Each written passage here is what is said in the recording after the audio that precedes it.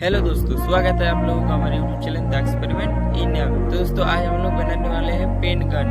तो दोस्तों वीडियो पर बने रहिए और वीडियो अच्छा लगे तो वीडियो कर देना लाइक और चैनल पर नहीं है तो कर देना सब्सक्राइब। चलिए बिना किसी टाइम वेस्ट किए वीडियो करते हैं स्टार्ट। तो दोस्तों आप लोगों को पेन गन बनाने के लिए चाहिए एक पिन और एक रबड़ की। तो चलिए दोस्तों बिना किसी देरी किए पेन गन बनाते हैं।